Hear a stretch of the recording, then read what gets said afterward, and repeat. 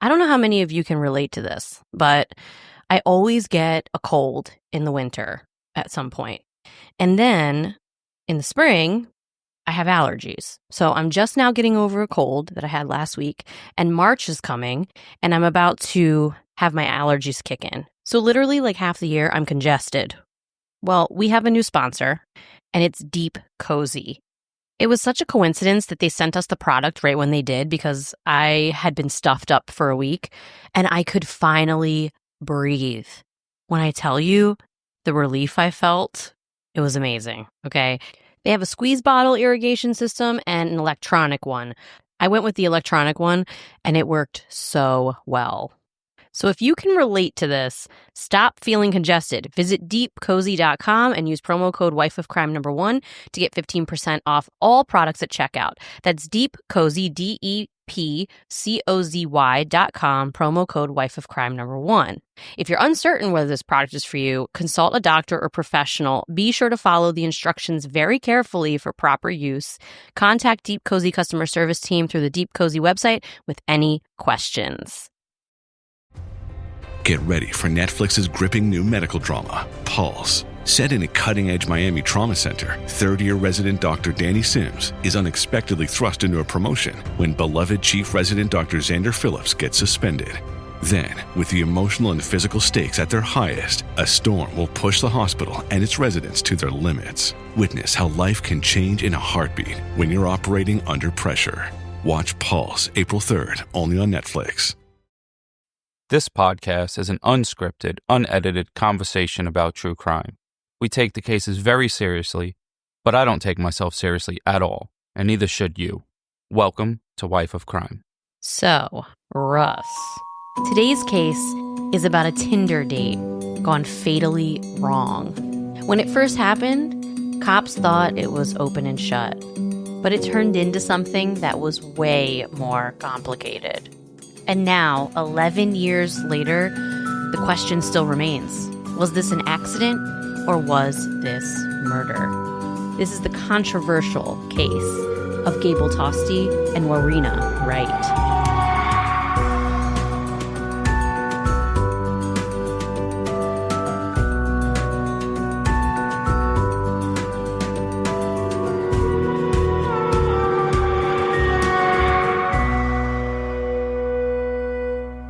Hello, everyone. Welcome back to Wife of Crime, a true crime podcast where I tell my husband, Russ, true crime stories and he reacts to them. What's up, folks? It's your boy, Russ, a.k.a. The Gardener, Oh. a.k.a. Summertime Fine, a.k.a.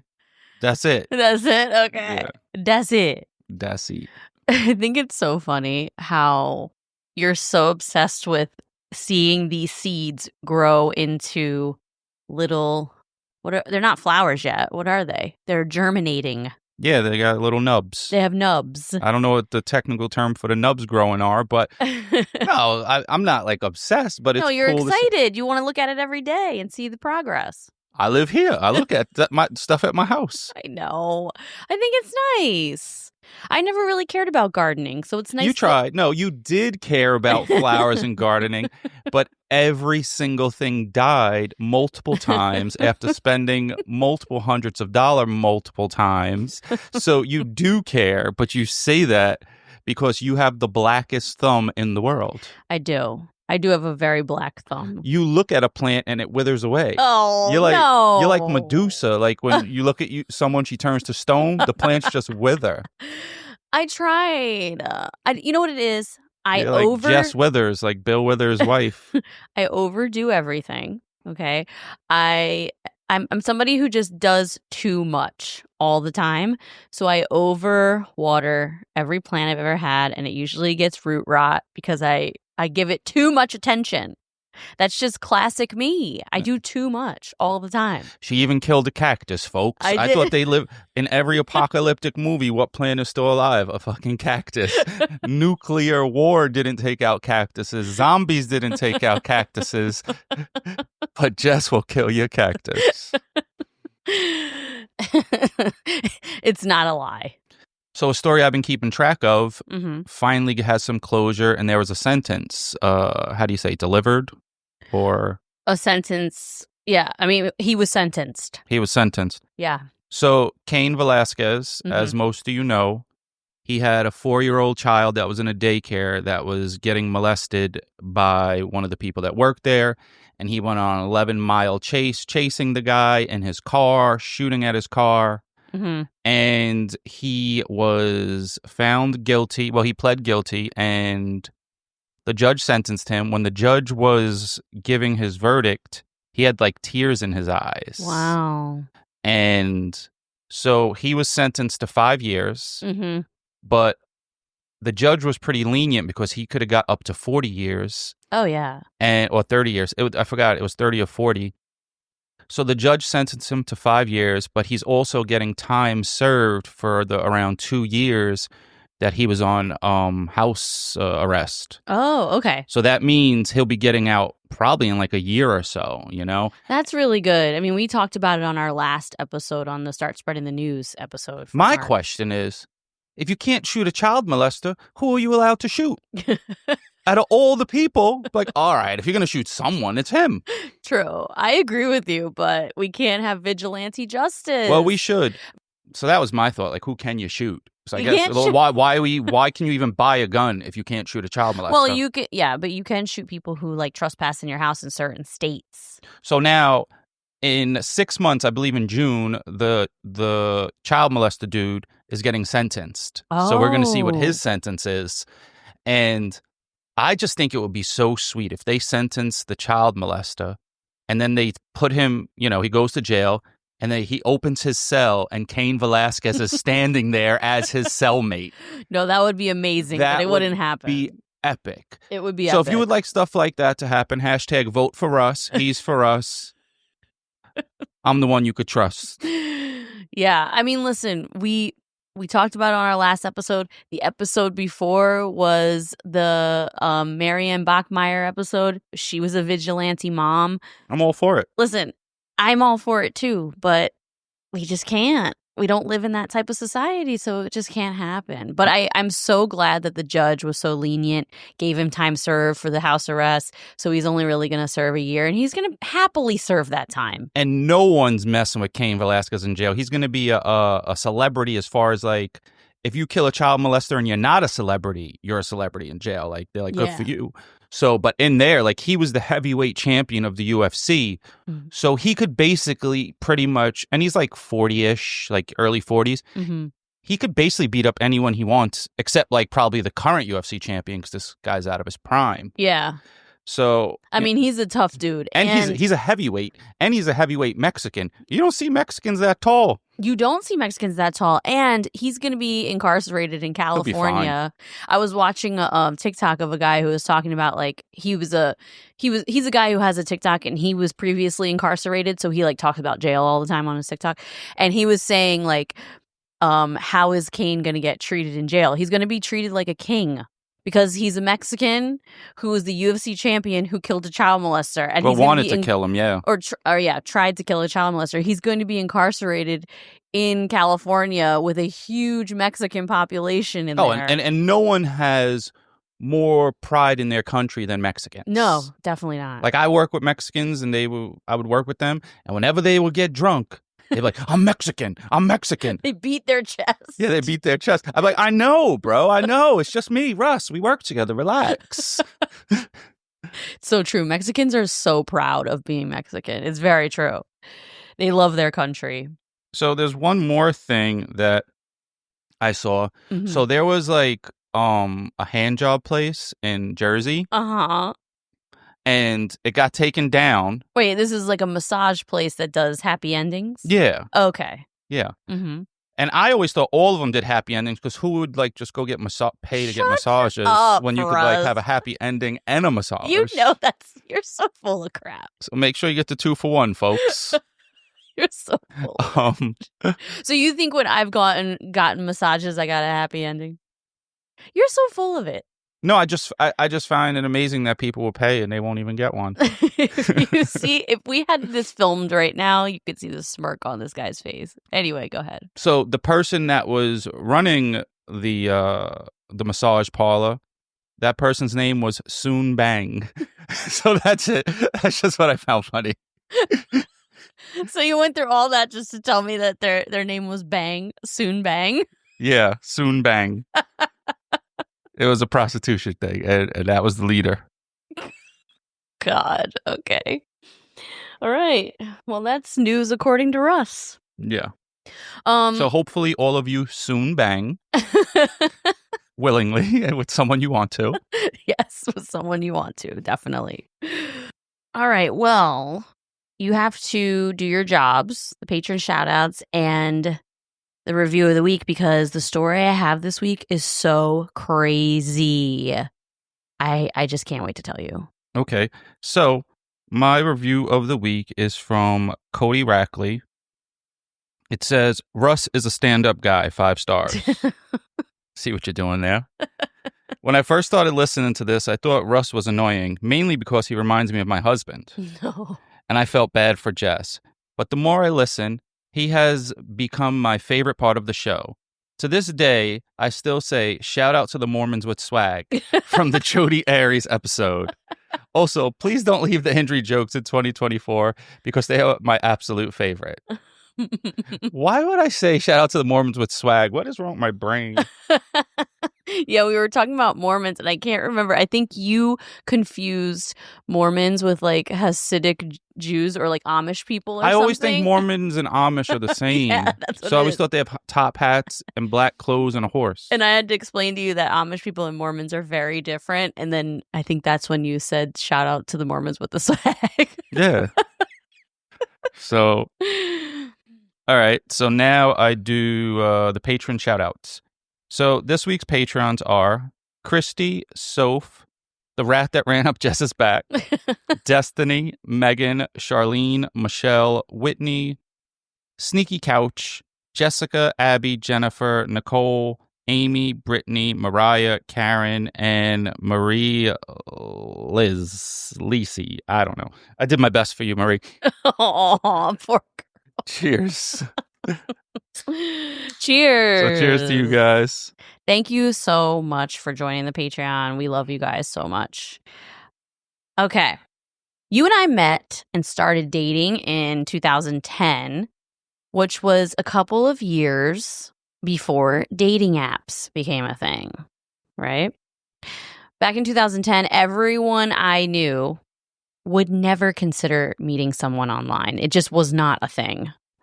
Online dating got its start in the mid-90s with Match.com, and let's just say it was a little experimental in the beginning.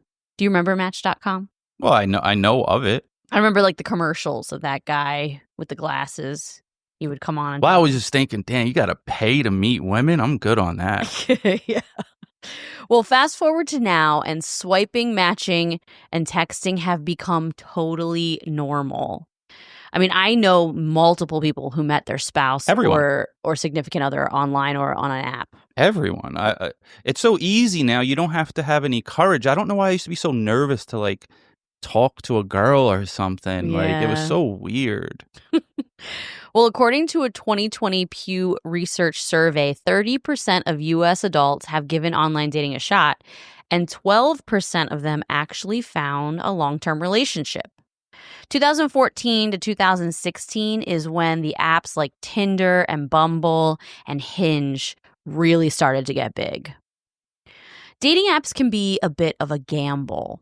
Yeah, because it created a whole new epidemic of dick pics. Oh, God. Well, it's also a gamble in many other ways, too.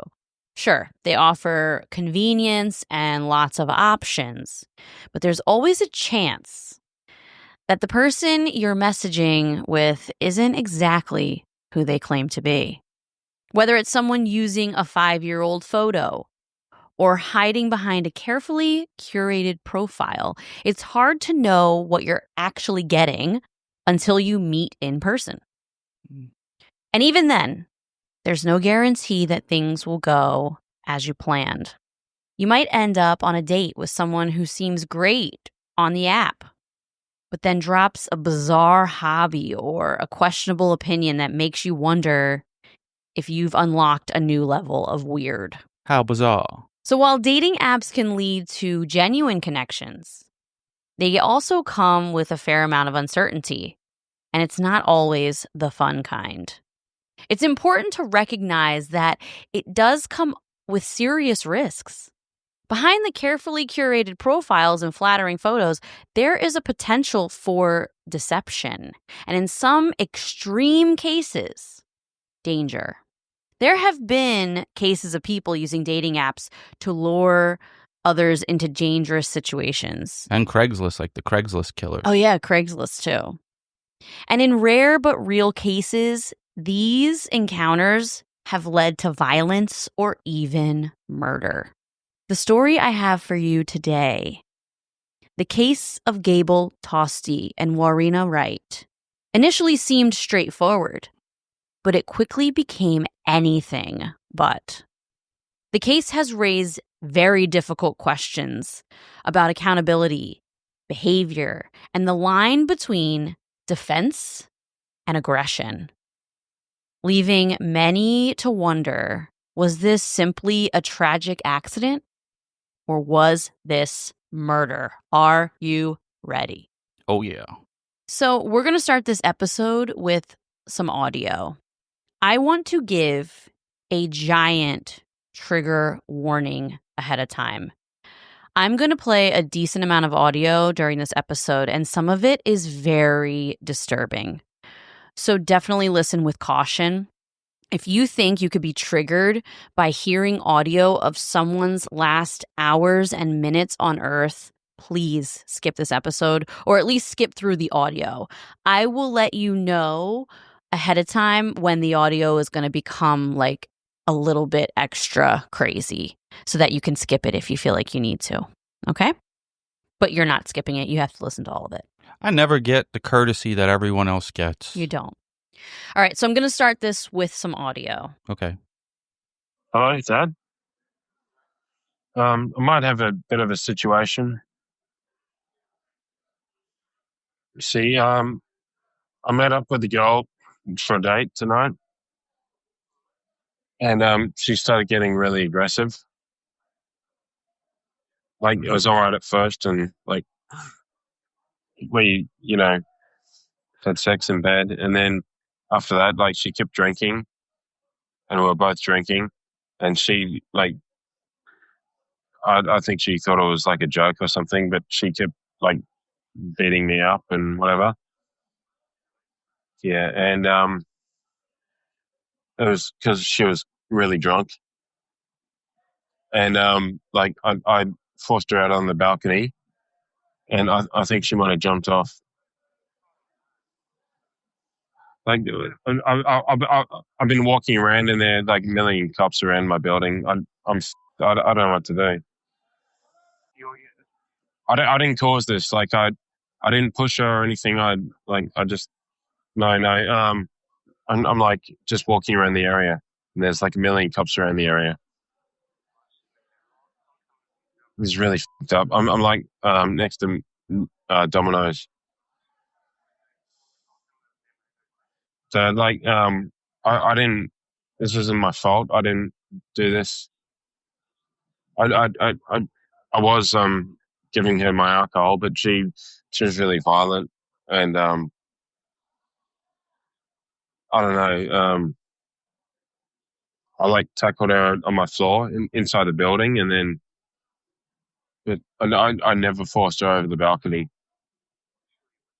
God no, I never do anything like that. It's really fucked up. I don't know what to do. Like I'm just I'm walking around the area and I just see a million cops around Avalon. So this is really fucked up. Why does this keep happening to me? Like I kind of like walk past the building a few times and there's a million cops out there. I don't know what the happened. It's crazy. It's fucked up. This is so fucked up.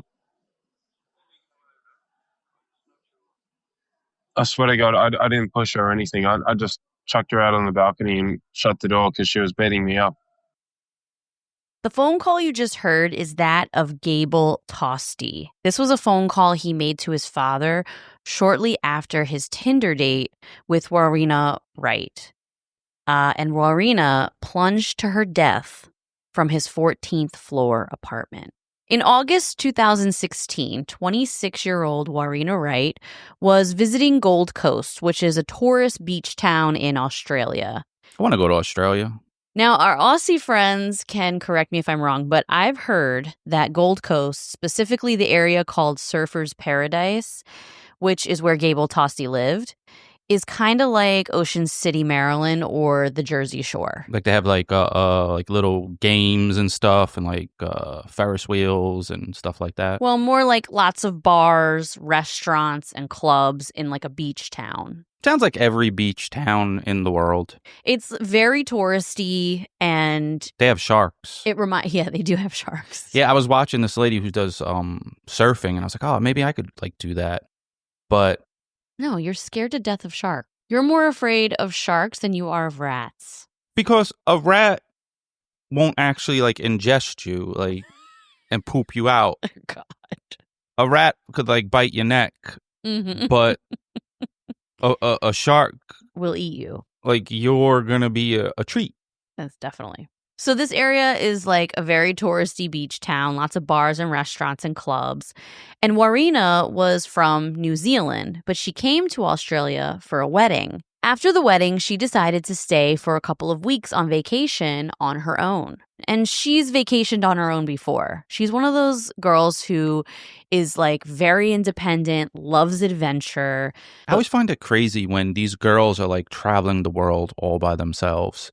Mm-hmm. Like it just doesn't seem that safe. And even me, like alone, I would still be like weary like of certain places. Yeah. Especially because like I just look like the average American male, and like you're not from here. Like, Yeah. So So Warriena did this all the time. Actually, she traveled alone a lot. But in this area, she did have friends because she came here for a wedding.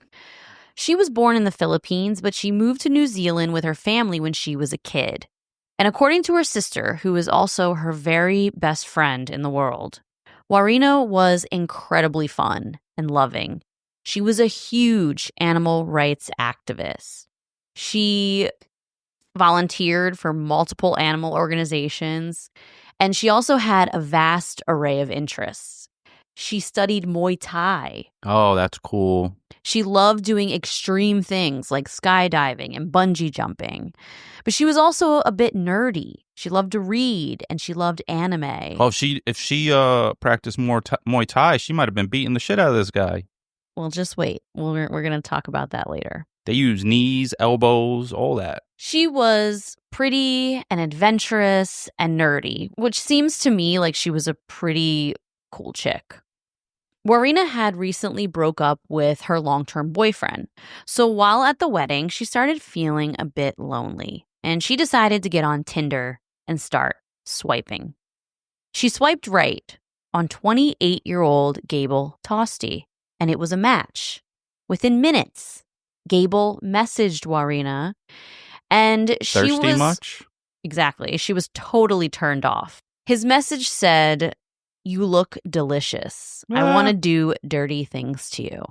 Warriena rolled her eyes and responded saying, "That usually work?"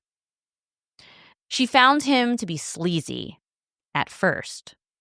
But over the course of the next 6 days, the two of them continually messaged one another and eventually made plans to hang out on August 7th. Gable Tosty was born in New Zealand, but he moved to Gold Coast with his family when he was young. He grew up there, and although he came from a loving family, his childhood was a little bit tumultuous. He was bullied relentlessly and seemed to be very socially awkward. He suffered from anxiety and OCD, and as a kid, did not really fit in anywhere. Things improved a little bit in the last couple of years of high school once he discovered alcohol.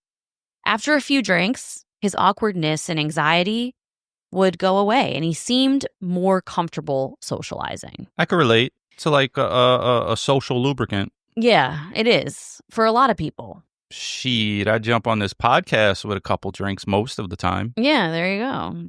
He got liquid courage. But of course, with someone like Gable, this would definitely be taken too far. He made himself a fake ID so he could go out to clubs and bars with his friends. And soon, everyone was asking him to make them fake IDs. Mm. And almost overnight, Gable became super popular. Just because he had a printer. Yeah. That year, he also decided to start lifting weights, and he got ripped. He had this ripped body to match his new cool image. Got the Jenny Jones makeover. Definitely. He also joined an online forum called bodybuilding.com, and it would become the main form of his social interaction for the next 10 years. Wow, he was working out a long time. Yeah, he was. By 2014, he posted 5,869 posts on the forum. In 2004, Gable's fake ID racket was booming.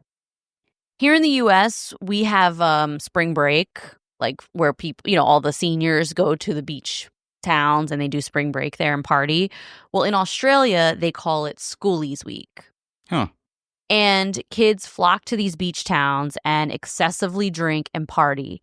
And in 2004, he made $30,000 selling fake IDs to these kids. Wow. Before he got caught. When police examined his computer, they discovered his other illegal business endeavor, counterfeiting money. He'd made a perfect replication of a $50 bill. No way. He did. So for this case against him, he was evaluated by a psychiatrist who did not mince words, okay? The psychiatrist said, quote, he is ill-equipped to deal with people, and he is someone who is socially distant. He's an emotionally estranged person. That was in the psychiatrist's report. Gable ended up getting community service. So it must have been not that big of a crime. Yeah, that's crazy. In America, if you counterfeit money and IDs, yeah, you're going to jail. Well, he ended up getting community service, and he took a job at his father's carpet laying business. And he also cut himself off from everyone he knew. And for the next 5 years, he would just work and go home and live like a hermit. In 2010, he decided he couldn't live cooped up any longer. So he posted on bodybuilding.com on the forum, and he said, quote, recently I have decided I need to start socializing properly again and build up a network of friends. He wrote that the problem was he didn't know where to begin. Should he set up a Facebook page or track down his old friends from high school? Other users started posting advice on how to get back out there. And a week or so later, he posted an update. He'd found an old friend that he had, previously known from high school, and they went clubbing. And he kissed a girl. He kissed a girl and he liked it? Yes, he kissed a girl and he liked it. The cherry chapstick? But it had been really awkward. He said that he hadn't been with a girl in 5 years. And a week later, he posted that he'd been out again, and this time he tried a more aggressive approach with a girl, and they ended up having sex in the back seat of his car. Gable worked only 4 hours a day laying carpet for his dad, and he was getting paid $70 an hour. Oh, wow. That's a good job. Yes, and this is back in 2014. Okay. Yo, carpet man, you hiring? I know, right? He started dedicating most of his free time to picking up women for sex and sharing every single detail of his new endeavor on the forum. He wrote, quote, not sure what more I could have possibly done. Bought her more drinks. Would this be unethical? This is like some of the posts that he wrote on there. He also posted every milestone. When he got to his 100th girl that he had sex with. Holy moly. Oh, yeah. Just wait. He posted that she had been a big drop in his standards, but he just wanted to get number 100 out of the way. Like, honestly, he's just a scumbag. He eventually moved to Surfer's Paradise, to the high-rise Avalon Apartments. It was close proximity to bars and clubs and the notorious party strip at Surfer's Paradise. Gable just wanted quick, no-strings-attached sex. And this was the best place to get it. Over the next 3 years, Gable would sleep with 270 different women. And this wasn't an estimate because he kept a handwritten log of every girl he had sex with, including the date that it happened. That's a lot of It's work fucking and weird. keeping track and That's weird. He also started making audio recordings of his dates on his cell phone. Gable says it was a protective measure because you never know what might happen. He said he would get so drunk and forget everything the next morning, so he had these recordings so he could go back and listen after he blacked out. None of the women knew he was recording them. well, at least it was just audio. It's weird, but at It's least super weird. At least he's not like filming them like naked and stuff. He began getting a reputation in the area for being a total creep. He was given lifetime bans at 3 of the biggest clubs in Surfer's Paradise after women kept complaining that he was scaring them. He probably was in there with his shirt off all the time and shit, being weird. No, he was probably so creepy. But you know, a lot of times these dudes that work out a lot can't wait to get on a dance floor with their shirt off. I guess. It sparkles up. I mean, and I think shit. he was just like super creepy, aggressive, probably like a close talker, just not picking up signals when women were not interested. Bad breath. Every time a new club opened, he'd often be thrown out by security guards before he even had his first drink. Huh. Like, he was totally creeping everybody out. I got to see a picture of this dude. He's a handsome dude. Wow. He's good looking. So that's what's really interesting. Damn, you would have about matched with him on Tinder, boo. it. He is good looking. In April of 2013, he made a Tinder profile, and it was perfect timing since he was banned from a bunch of places and his bad reputation was growing in the area. Gable posted about his dates on the forum. He said a woman had invited him back to her place before suddenly freaking out and insisting he leave. Gable was pissed. It seemed like he had missed the memo back then that when Tinder started, most women were actually looking for relationships, not just one-night stands. Like, nowadays, Tinder is a mix of people looking for quick hookups and long-term things. But back then, when Tinder first began, a lot of women thought that this could turn into something long-term. And it wasn't, from a woman's perspective, Tinder wasn't just this quick hookup app at the time, according to a lot of women. They thought they were actually going to get long-term relationships out of it. But also, according to a lot of women, it is a hookup thing. So it's not No, all... I said back then, when it first started. Well, probably back then, too. Guys aren't the only ones that want to hook up. I know, but the perception of women back in 2014 was there were a lot more women on there looking for relationships than there were women looking for one-night stands. One forum post read, quote, "Big fail streak over the weekend, met up with 4 different chicks, 3 who came over to my apartment for drinks, but were totally frigid. Had a 21-year-old Tinder date come over for drinks. We were getting along fine, started kissing, and I go to lift her up and take her inside from the balcony, and she totally freaks out, bolts out the door, and deletes me off both Tinder and Facebook. Maybe I acted too abruptly and snapped her out of her little lust trance by manhandling her. Sick of these time and money-wasting bitches." One member wrote back saying, quote, "It's simple, bro. Girls can actually choose who they want to have sex with. Crazy, huh?" Another post read, quote, "Banged 2 girls tonight.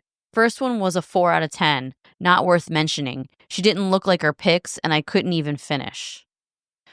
A few of the other members called him out, saying he sounded desperate and sleazy. And Gable admitted that it came down to his low self-esteem. Having sex with attractive women made him feel better about himself. So Gable was looking at all these sexcapades as strictly a numbers game, like zero emotion. Just how many women can I have sex with, basically?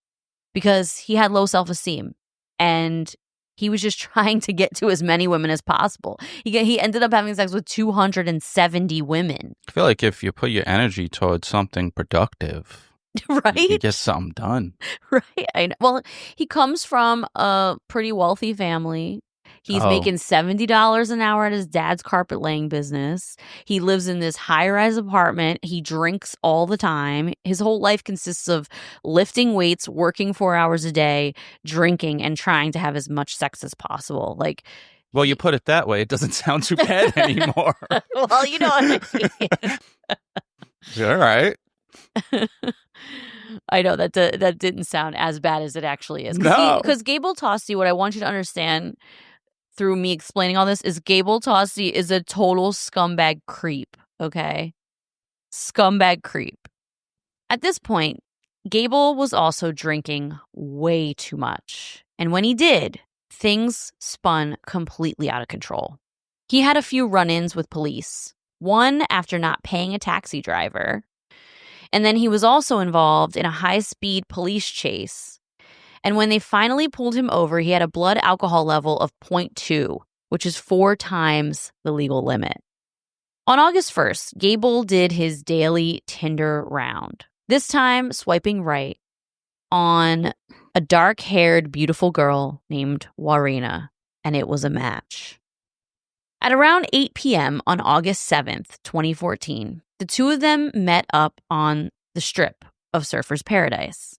There is security footage of this meeting. They give each other this awkward hug, and Gable towers over her. He is 6'2" and he weighs about 200 pounds, and Warriena is just 5'3" and weighs 125 pounds. So he's like a whole foot almost taller than her. On the CCTV footage, we see them make their way to the Surfer's Paradise Tavern and Beer Garden, but they only end up staying there for about 10 minutes before leaving and walking to a liquor store to buy a 6-pack of beer. We then see them with the beer in hand at the front door of the Avalon Apartments heading up to Gable Tostee's place. I'm always looking for ways to make drinking water easier.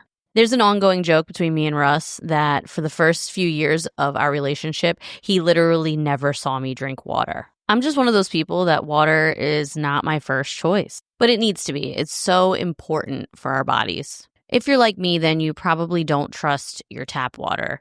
Having safe, clean water is the last thing you want to worry about. But unfortunately, according to extensive research by the Environmental Working Group, 3 out of 4 homes in America have harmful contaminants in its tap water. That's why you've got to check out AquaTrue. The AquaTrue water purifier uses a 4-stage purification process, and their countertop purifiers work with no installation or plumbing. Their purifiers are affordable and long-lasting. You don't have to change the filters every 2 to 3 months. Their filters actually last 6 months to 2 years. I can definitely taste the difference compared to my old water purifier. Plus, it was shipped right to my house and super easy to set up. AquaTrue comes with a 30-day money-back guarantee. Today, our listeners receive 20% off any AquaTrue purifier. Just go to aquatrue.com, that's AQUATRU.com, and enter code WIFEOFCRIME1 at checkout. That's 20% off any AquaTrue purifier when you go to aquatrue.com and use promo code WIFEOFCRIME1. This episode is sponsored by HelloFresh. When I get home after a long workday, I do not feel like figuring out what to cook for dinner. And Russ is good at a lot of things, but cooking is not one of them. That's why we love HelloFresh.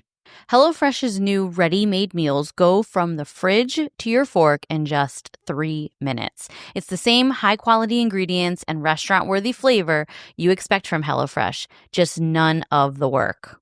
They also have 15-minute meals that are done in just 3 simple steps, so you can eat better this year without all the hassle. Everything is pre-portioned out, and the instructions are super simple, so you can't mess up, and it actually makes cooking a lot more enjoyable.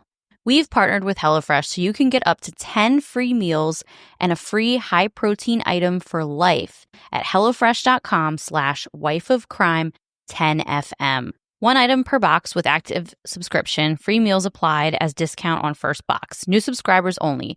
Varies by plan. That's up to 10 free HelloFresh meals. Just go to HelloFresh.com/wifeofcrime10FM. The next couple of hours are according to Gable. He says that the two of them drank all the beer, started hooking up, and then he began pouring shots of his homemade vodka.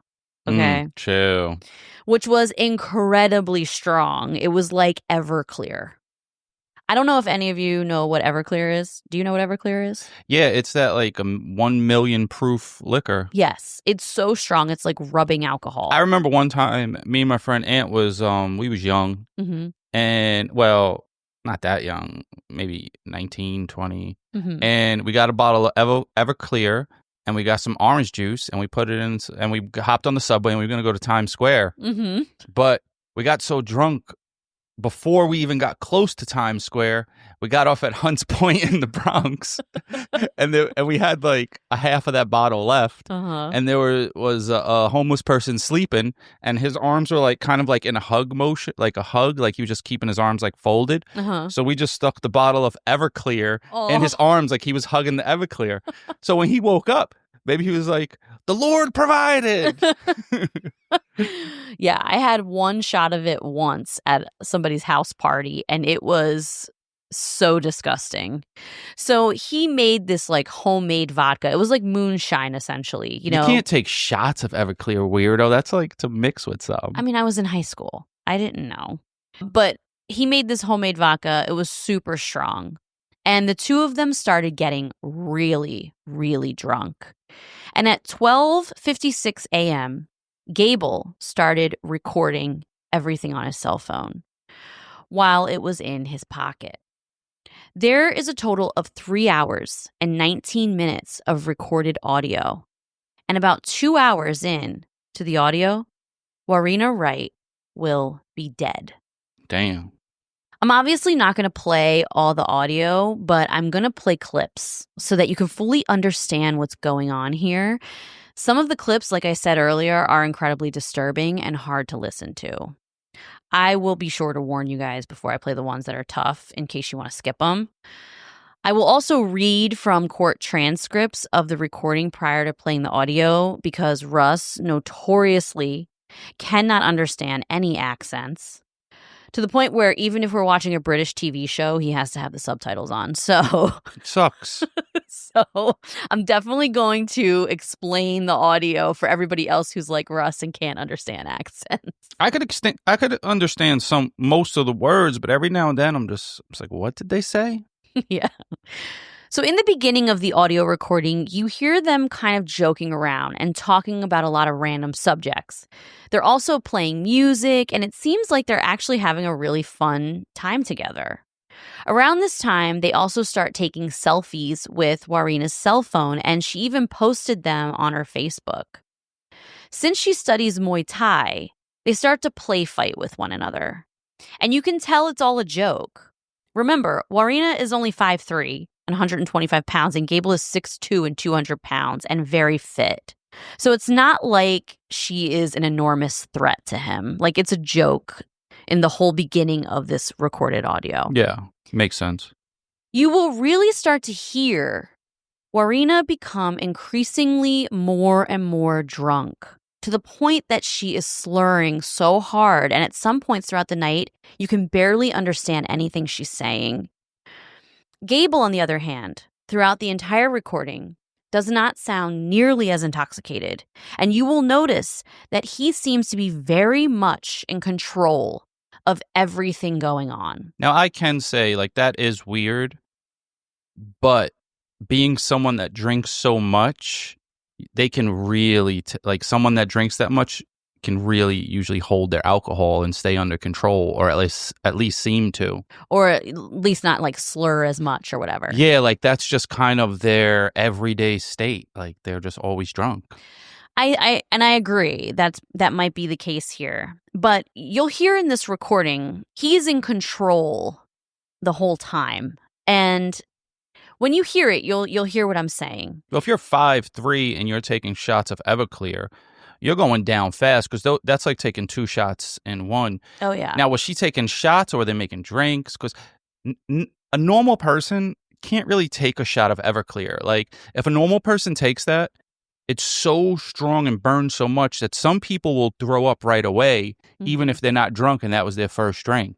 So they did have drinks and shots. There's a mix of it. But I compared it to Everclear, but it's not necessarily Everclear. It's like his homemade vodka, his freaking like tub vodka. Okay, because being the resident alcohol expert on this podcast, I just had to make that clear. No, I mean it's true. I've only done one shot of Everclear and it was terrible. It reminds me of our friend Chip, R.I.P. Chip. He just passed away, one of our listeners and friends. Yeah. But like he'd be really drunk and like and he's like kind of fine. He's just like a little fun, but like some people that drink every day, that's just their state of normal. But you have to also keep in mind throughout these recordings that he knows he's recording. Okay. Oh, true. So he might be putting it on for the recording to try to sound like he's not drunk. We'll discuss it as we go. As the time goes on, they seem okay, and Gable continues to keep pouring drinks for them, despite noticing how trashed Warriena is getting. I can't play the audio of any of the first hour because you can clearly hear music in the background, and I don't want to have any copyright issues on this episode. So just take my word for it. You can find the entire 3-hour recording on YouTube with a simple search if you want to hear it yourself. But in the beginning, they sound like they're having a lot of fun.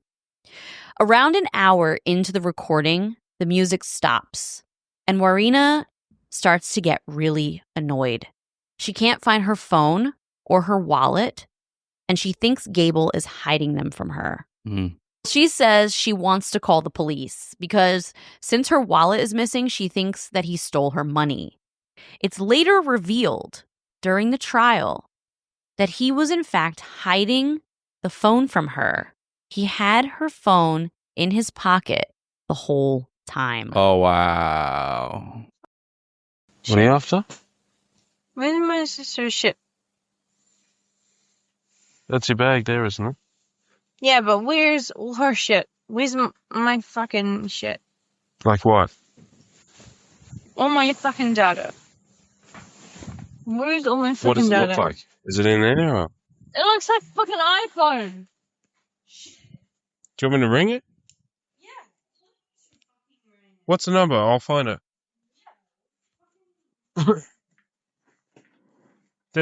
Tell me your stuff right here. Fucking thing. Hey, look. I didn't say you have to leave. I just said stop beating me up. And you go. No, it's there next to the bed. Where? There. Where? You gonna fucking Right there. tie me? Look. Because I will fucking destroy your jaw. It's not fucking funny. Look. Yeah, there. whatever. Look. You may fucking. That's Yeah, stuff. sure, whatever. That's your stuff right there. You're gonna. Get it from me. Get it. Get it from me. I don't know what to look at. That's your stuff. Get it from me. You get it. No, Right fucking there. get it. Get it Right from me. there. Get it from me. Get it from me. I should never have I'm calling the police. Okay, do I'm it. gonna fucking call the police. It's right there. No, I'm gonna call the police. Get it from me. You do that. Get it from me. It's right there. No, get it from me. Call the police. Go to sleep. Good. Fucking asleep. Get it from me now. Come on, clear this. Okay, I'm gonna call the police, and they're gonna come here. Mm-hmm. Yeah? You're gonna be alright with the police coming? Yeah, because, I'm called. what are you looking for? Like, where's my fucking money?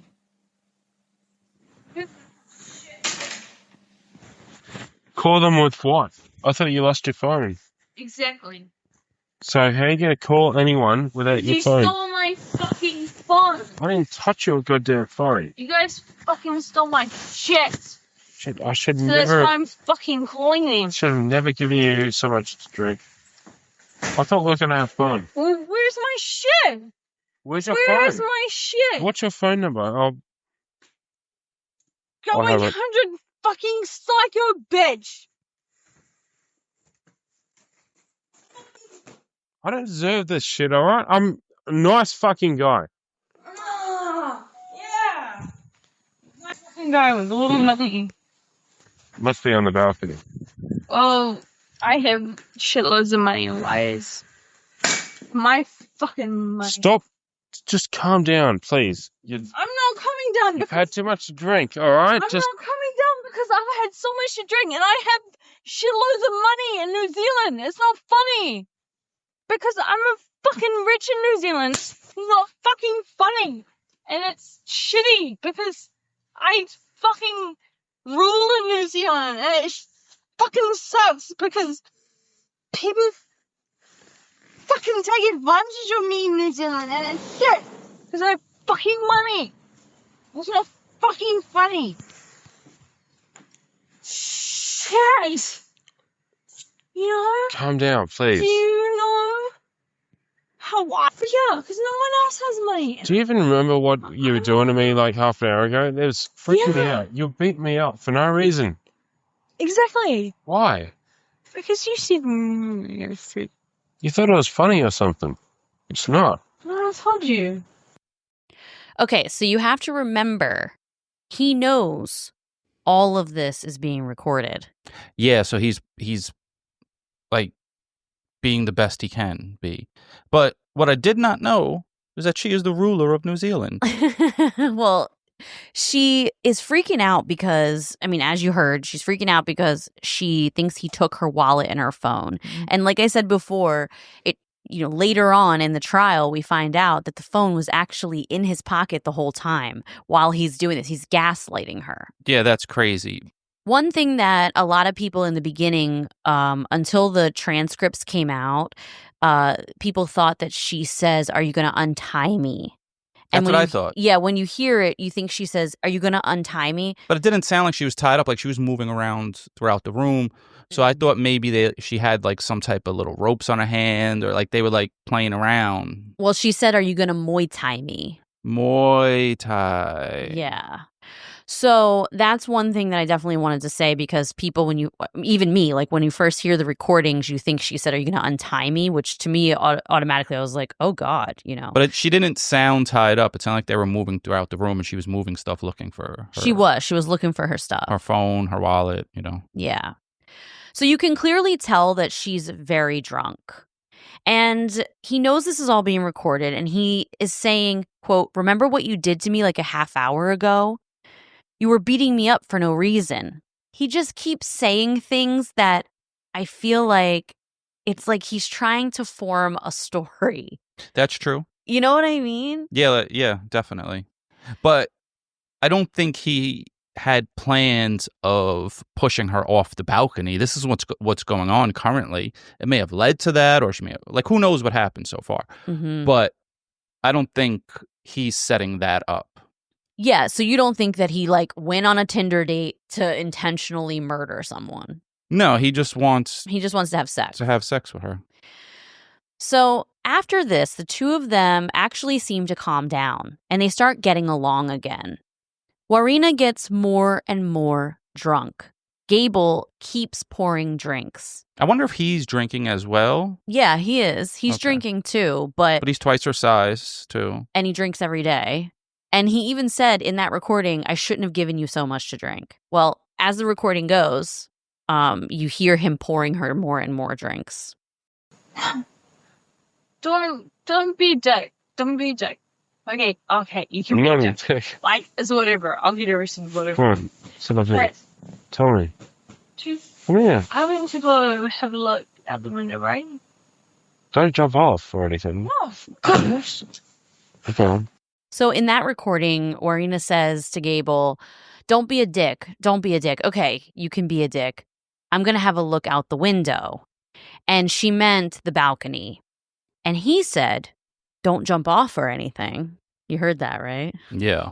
She starts saying she sees things that aren't there. And Gable says, "I'm going to get a knock on the door and white coats are going to come in." And he's joking, kind of saying that she's being crazy. Yeah. And she might get taken to a mental hospital. He says that he is flattered that his homemade bathtub freaking vodka has made her this drunk. And at the end of the recording, he says, "You're mental, but in a cute way." I said, fucking awesome. No. Don't what went crazy people about that. I'm going to get a knock on the doors and people with white coats are going to walk in. All right, you got to come with us now. I'll just jump up the balcony with my fucking... No, it's all right. I'm totally flattered that my So vodka has done this to you. No, I'm not like. What? You're kind of mental, but in a really cute way. So crazy. He's still trying to hit. Oh, yeah. That's all And- that's on his mind. He don't care about none of this argument. He's like, how could I turn this in my favor?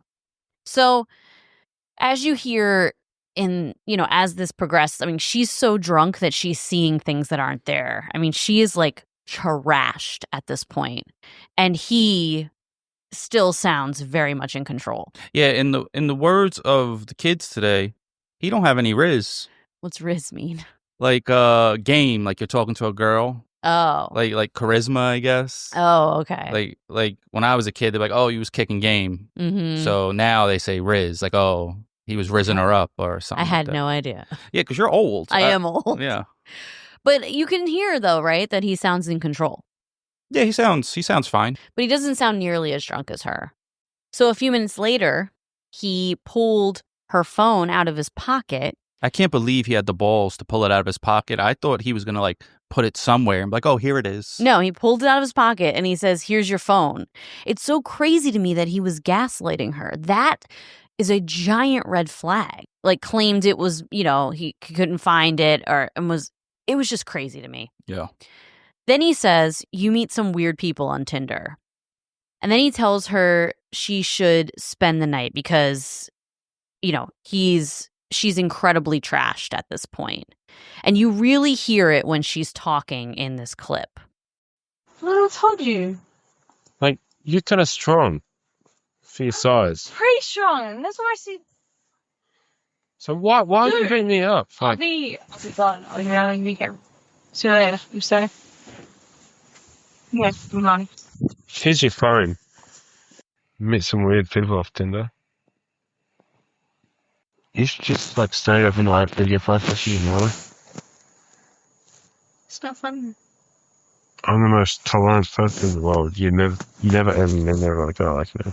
I'm the most tolerant person. I'm the most tolerant person in the world. Anyone that comes to me for help, I'm just a bit violent though. either violent if you're dead, but anyone that comes say, hey Ray, I'm hungry, I need something to eat, I'll be like, bro, my good life idea. is gonna stop for you. Should I cook It's something? not funny. No, it's not funny. I know it's not not funny. funny. I know. Like, that's my life. I'm just out of food. Like, That's why I should we dedicate myself have something to. to eat? I'm a dick. And You were being a bit of a dick. I'm a dick all the time because I have no patience for human dicking. I know what you mean. I'm I like give that a too. shit. So they continue pouring drinks, and then they start wrestling around again. Gable says, I'll be your sex slave. And Warriena sounds totally incoherent at this point. That's someone else. No. Oh, I'll do what you want. Sexually, I'll be a slave. Manchester! Who? I'm fucking Disney. Who's Manchester fucking...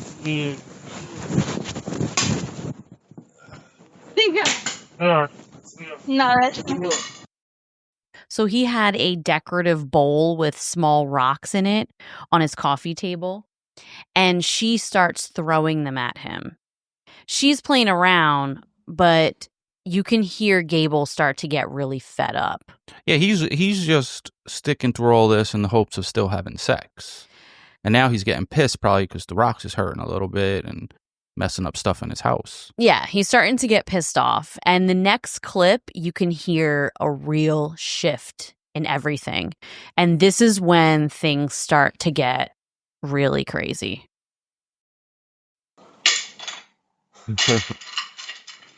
All right, I give up.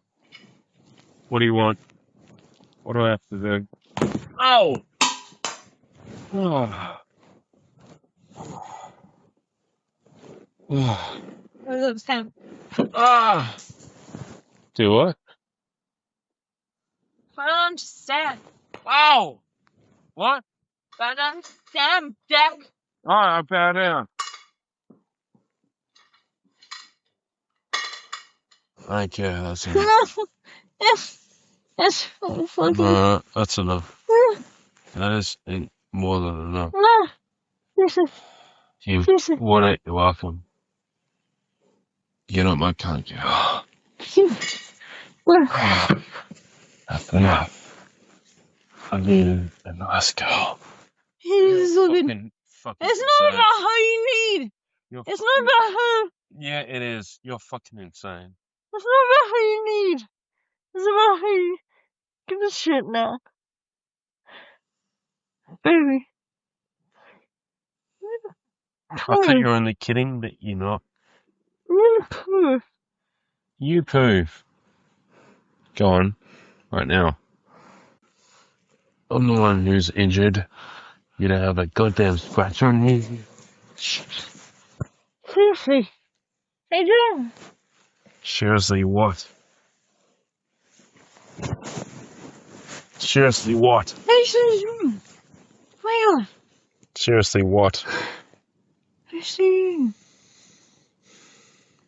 Holy shit. I thought you could just find it. I'm fucking sick of this shit. I'm gonna let you go. I'm gonna walk you out of this apartment. Just the way you are. You're not gonna collect any belongings or anything, you're just gonna walk out. And I'm gonna slam the door on you. You understand? If you try to pull anything, I'll knock you out. I'll knock you the fuck out. Do you understand? Do you understand? Do you understand?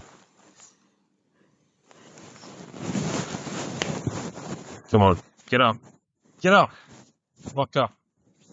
Get up. Yeah. Get up.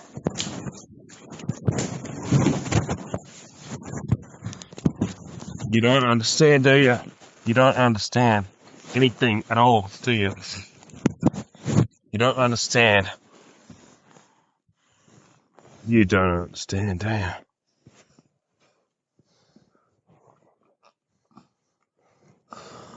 You just don't understand. Let go. You think you can hit me? And I'll just fall down, like in the movies? Huh? Now, that recording, that part of the recording, to me, is starting to get real disturbing. It sounded like her mouth was being covered, and at one point I thought I heard her snoring. No, she's unable to breathe well because he's holding her down. So he's holding her down and he says, "That's enough. You worn out your welcome. Get out of my flat now. I thought you were a nice girl."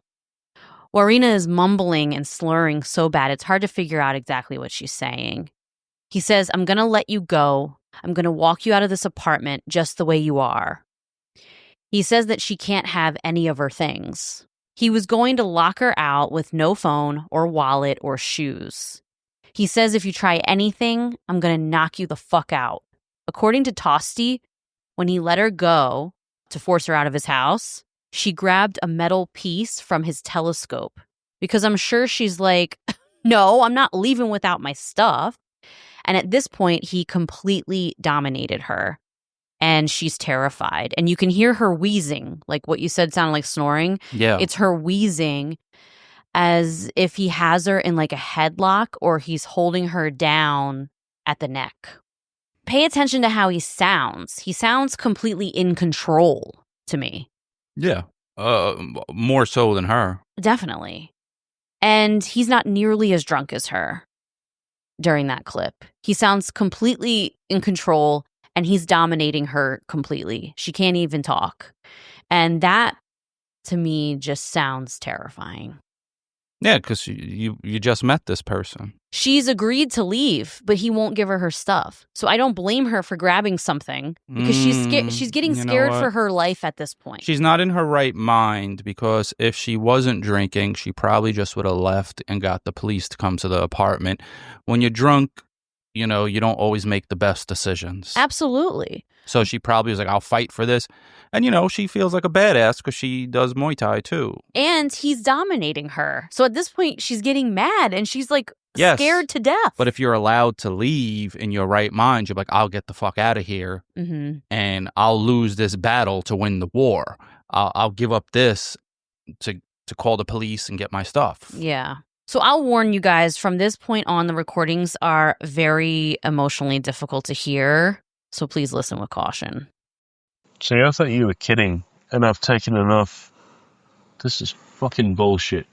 You're lucky I haven't chucked you off my fucking balcony, you goddamn psycho little bitch. Who the fuck do you think I am? Yeah, do you Muay Thai now? So he continues to hold her down, and he says words that would end up haunting him. He says, "You're lucky I haven't chucked you off my balcony, you fucking psycho bitch." Which is wild. Yeah, because she ends up going over the balcony. Yeah. He sounds more and more menacing as the next few minutes go on. And you can hear in that clip that he tried to pry the metal telescope pole out of her hand. So he gets it out of her hand and he throws it across the room. And instead of putting her out the front door, according to him, he drags her out to the balcony. What? What? Got something to say? Say it. Yeah. Say it. What? She's a sexist. Yeah. You don't understand, do you? Let go of it. Let go. Let go. Let go.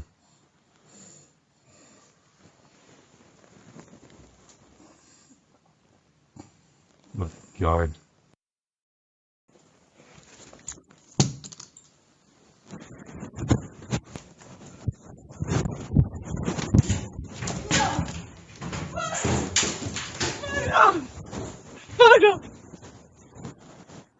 Who the fuck do you think you are? No! Hmm? No! No! You're trying to kill me, huh? No! Why'd you try to hit me with that? No! Huh? No!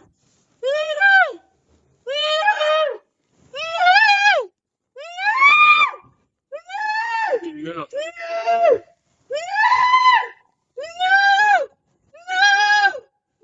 It's all on us, huh? It's all good,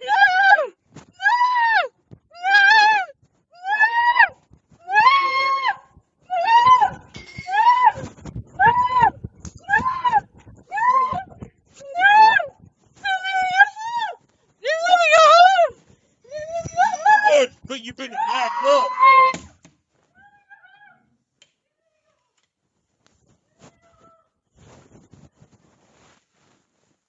Damn, that's crazy. She's like screaming for her life, it sounds like. It sounds like a guttural scream. So Warriena screams a total of 31 times. She screams no. I wonder, did any neighbors hear anything? Oh yeah, we're going to get to that. So it's like a primal scream. You can tell she is fearing for her life. And she says, "I'll just go home. I'll just go home." And he says, "I would, but you've been a bad girl," which is so disgusting to me. It grosses me out hearing that. And he got to be drunk too, like, to even be making these choices. People don't make these choices sober. Unless you're a complete scumbag creep. Unless you're like a killer, because like if he just recorded himself pushing her off the balcony, he would have deleted it. Like there's all different ways to think about this. Okay, we're going to get to that too later. You then hear the balcony door open and then close. And then within seconds, there's silence and you just hear Gable breathing. 27 seconds after Warriena's last words, Gable calls, not the cops, but his lawyer. It's a smart move for him. That's shocking to me.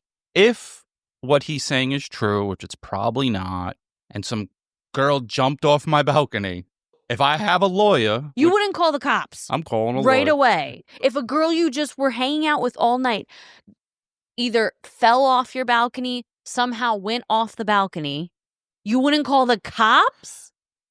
Previously, I would have, but because I now have a true crime podcast and I know what can happen to you, you can go away for the rest of your life, I would have called my lawyer So you're first. saying if it was an accident.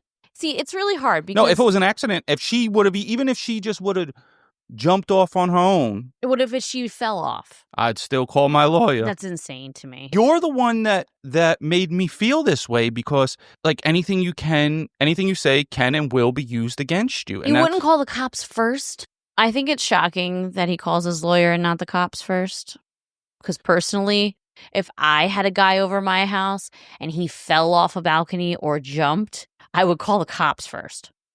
Like, that's crazy. Yeah, and then the cops are definitely going to try to pin it on you.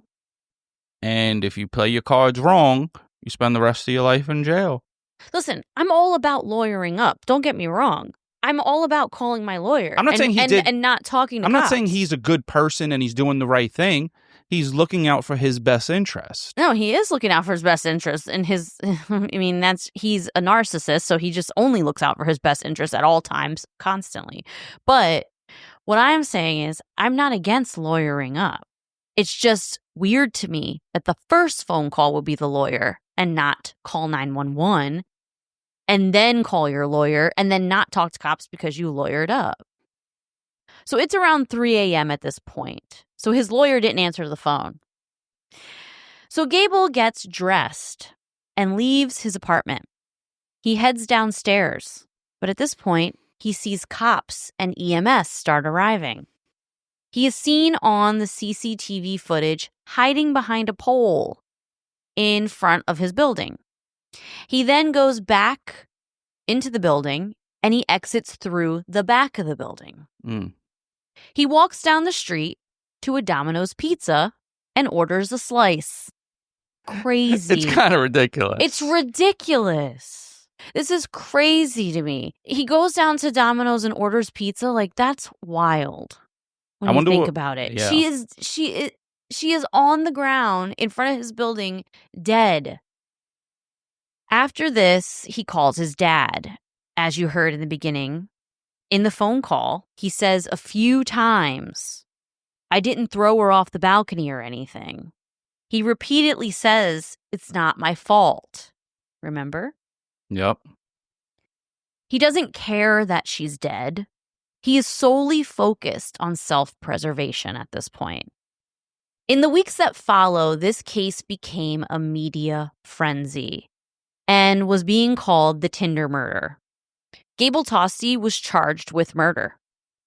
And over the months that followed, the media dug into his past and had zero mercy for him. Yeah, because they probably read all his bodybuilding posts. And talked to all these women that he creeped out and found out that he had all these bans against him from different bars and clubs in the area. They published his posts on the bodybuilding forum, and they talked all about his past arrests and his psych history.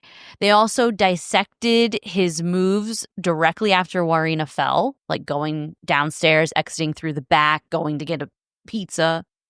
He didn't call police, and instead his lawyer and father. So in the court of public opinion, he was most definitely guilty. Yeah. Once Tostee was charged with murder, the case went to trial in October of 2016. So the prosecution's case was not that Gable threw her over the balcony, because after cops obtained the audio, it's really difficult to prove that he was with her at the exact moment of her fall.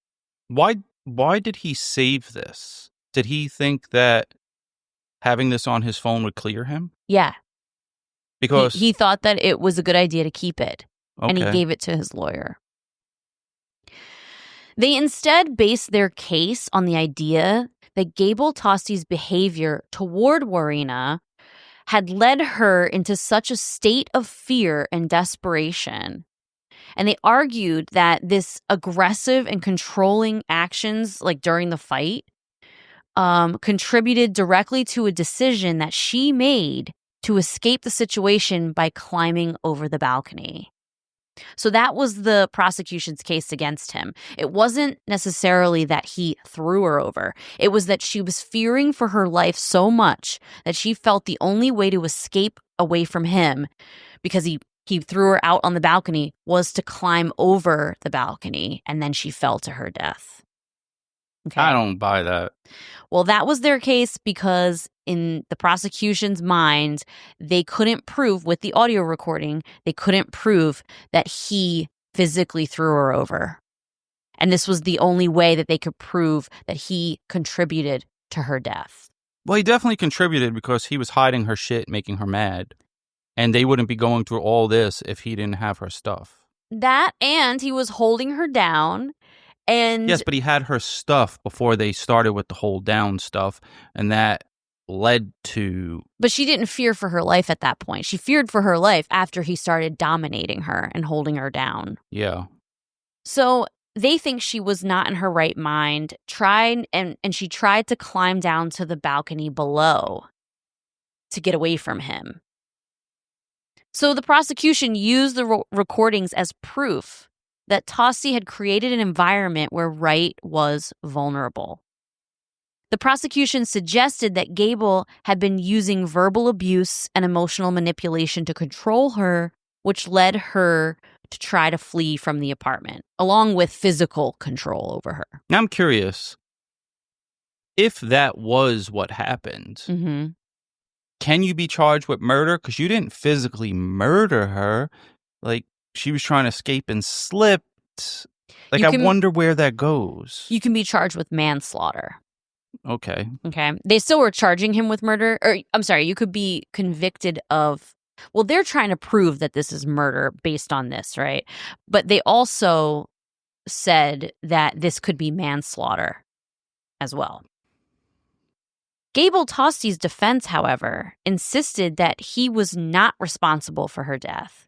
They argued that he was simply trying to get her out of his apartment after things got out of hand. The defense painted a picture of Wright as someone who was extremely intoxicated and made the decision to climb over the balcony on her own.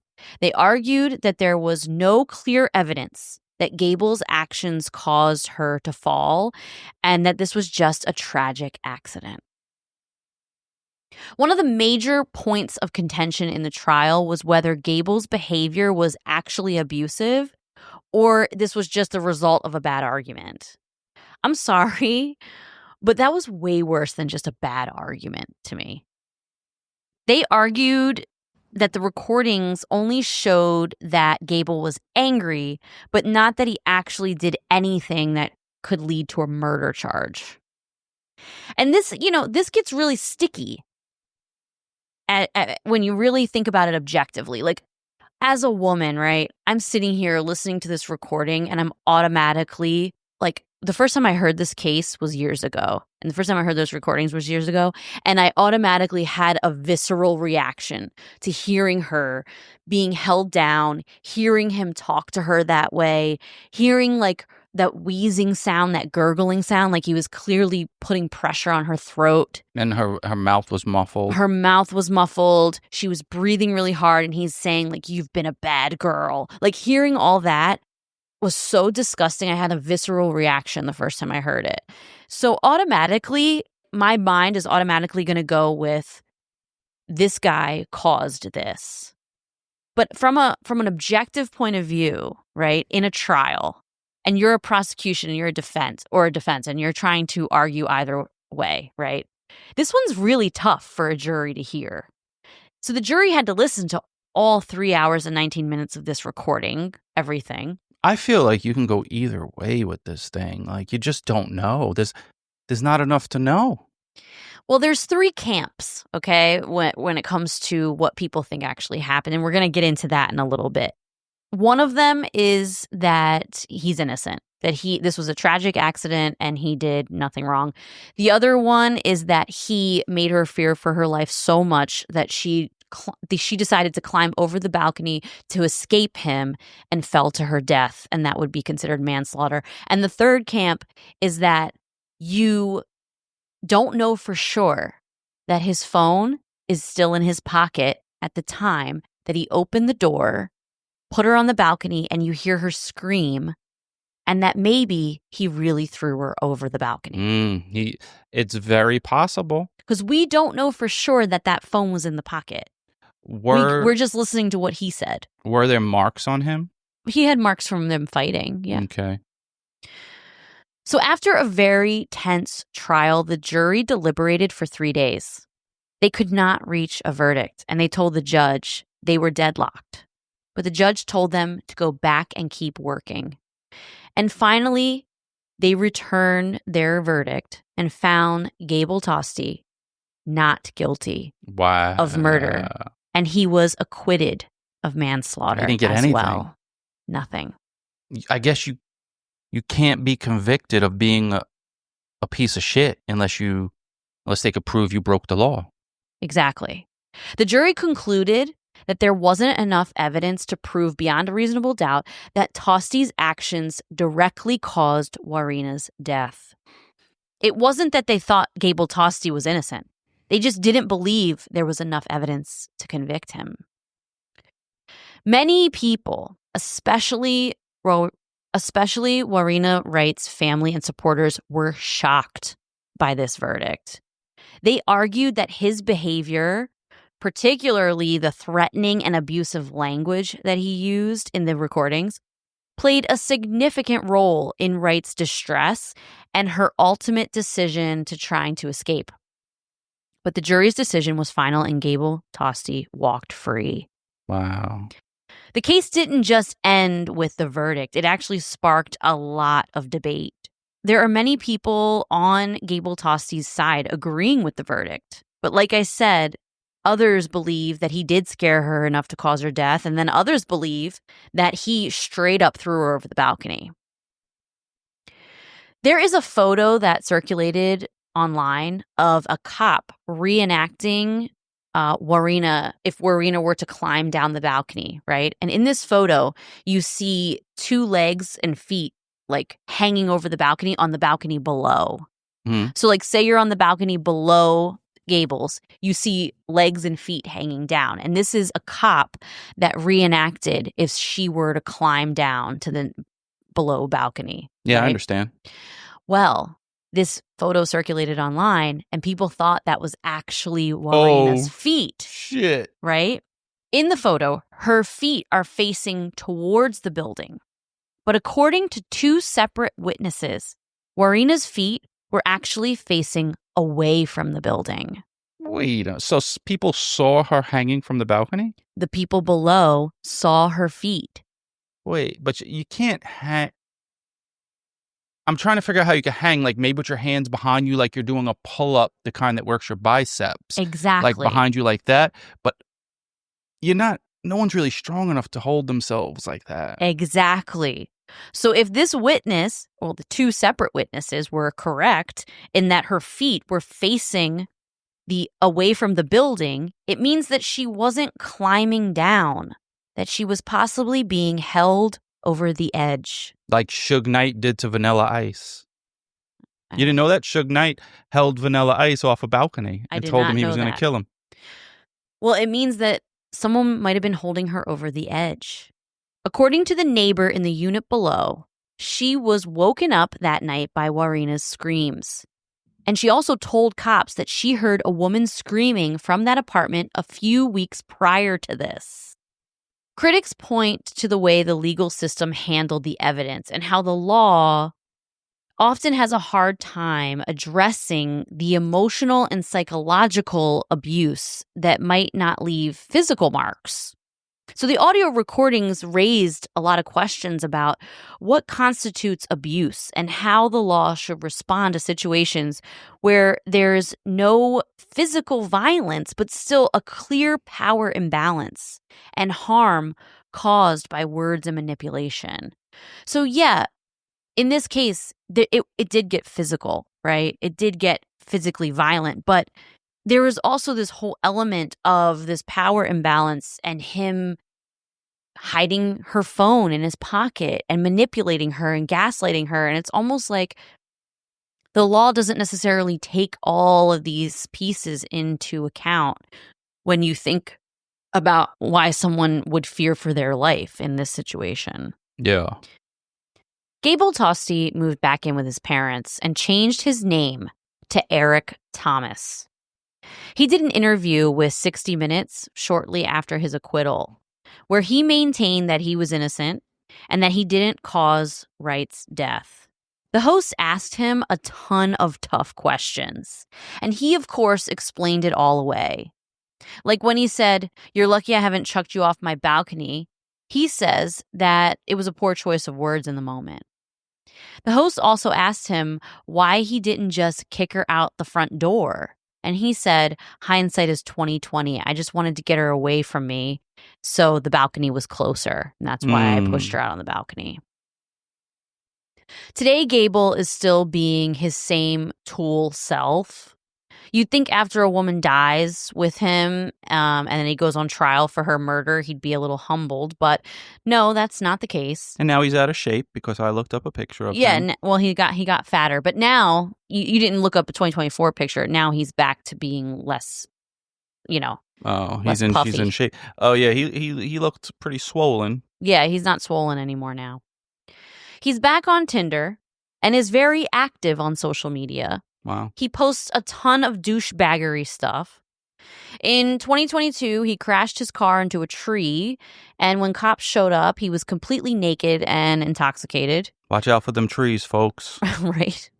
I don't think he served time for it, but he got his license taken away for a year and was given probation.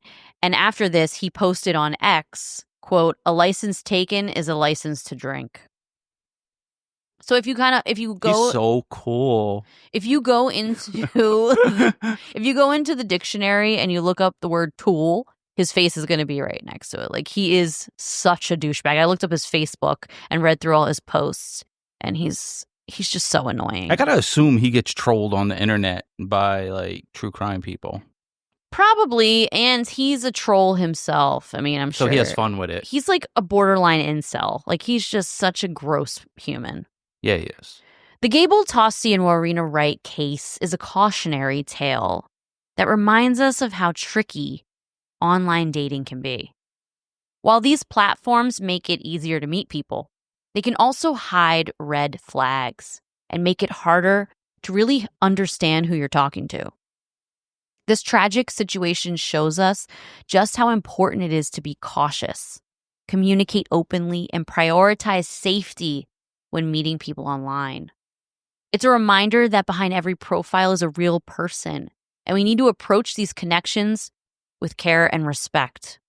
At the end of the day, the lesson here is to stay aware, trust your instincts, and never let your guard down completely, no matter how great someone seems at first.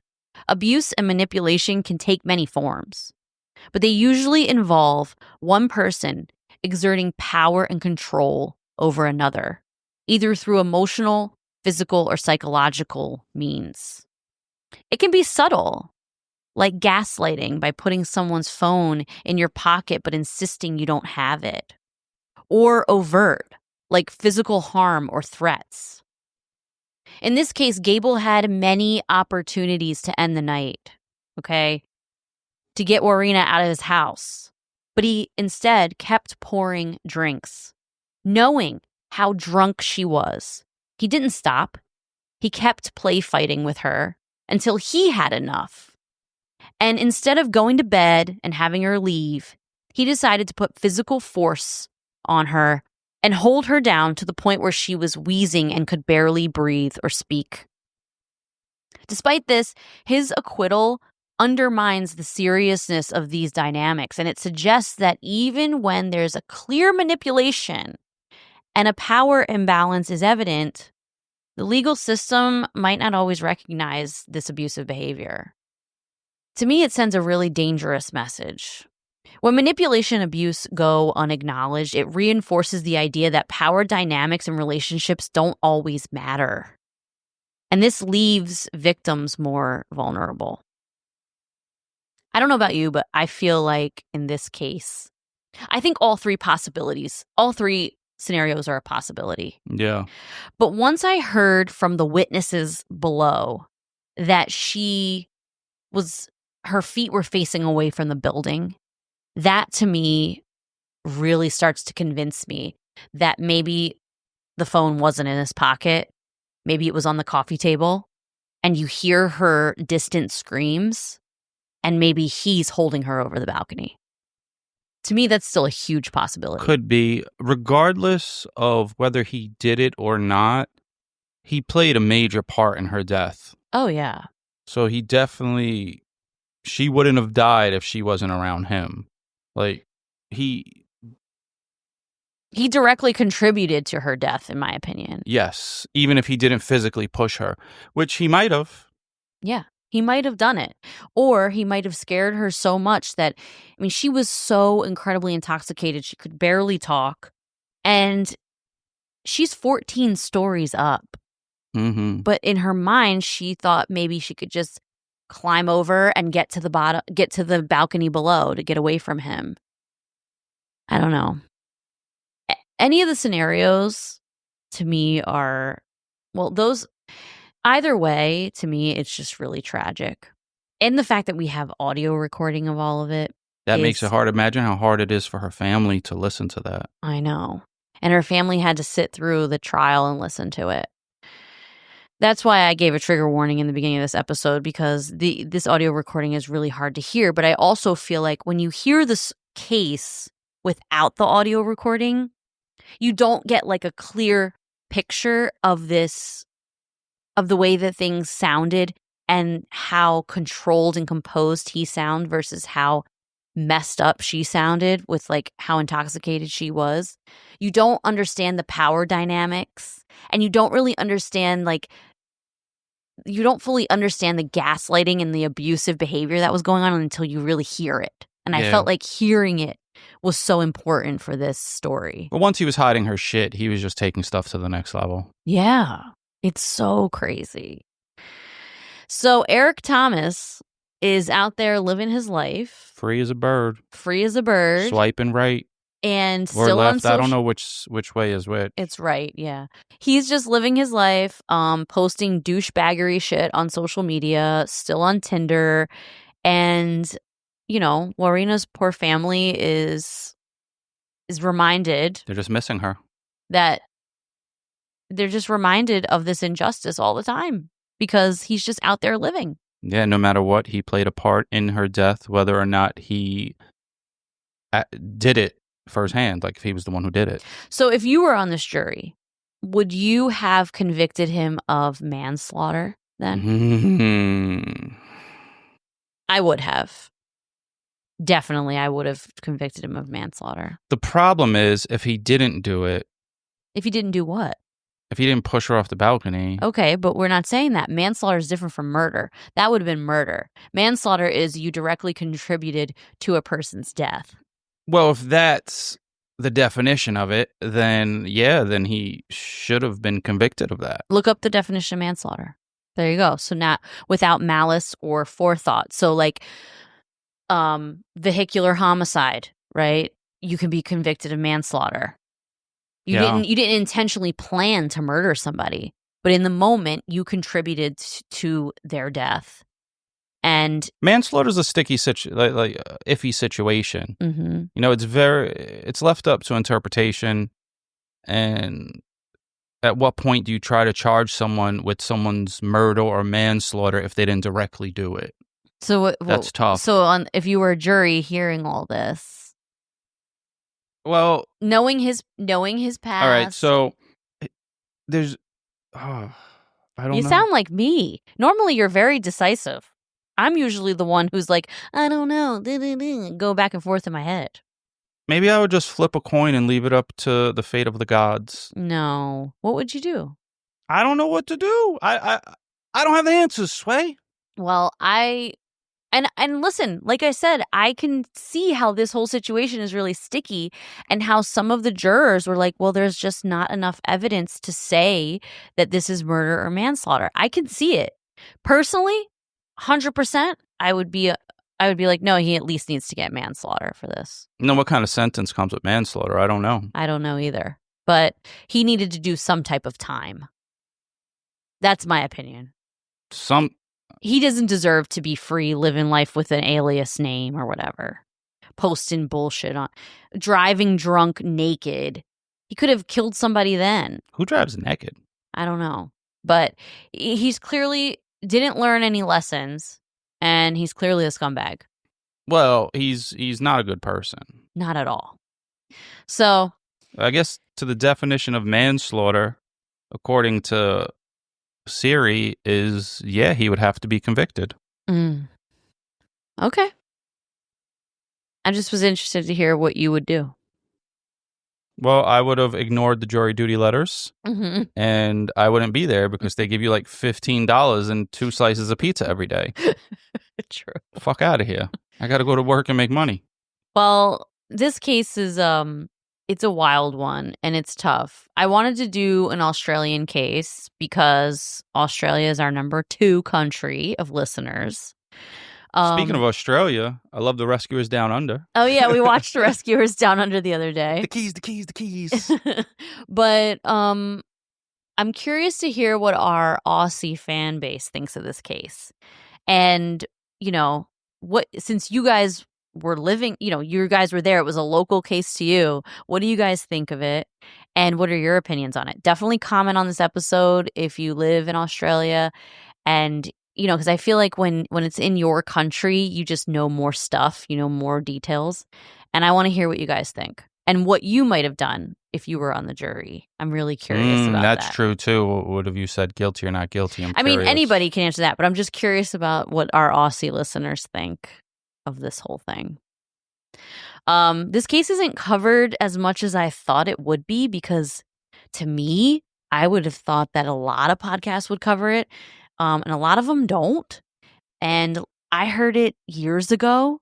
And I still, this is one of those cases that stuck with me for years. Well, because of the recordings. In the words of Kendrick Lamar, talking about those other podcasts, they not like us. True. But yeah, it's this case stuck with me for a long time. Yeah, it's a tough one. It's a tough one. And it's the audio recordings really give you a full circle picture of everything, and it's rough to hear. It's very sad. It is. All right. Well, have a wonderful week. Check us out on Instagram at Wife of Crime Pod and Facebook at Wife of Crime the Crime Family and Patreon at Wife of Crime Pod. And we will talk to you later. But you always forget wifeofcrime.com because these people have nothing to wear, so they go get some cool WOC gear, fool. Yeah, wifeofcrime.com. Go to the shop and get yourself some merch. All right, we'll talk to you later. Bye. Be there, don't be square. Peace.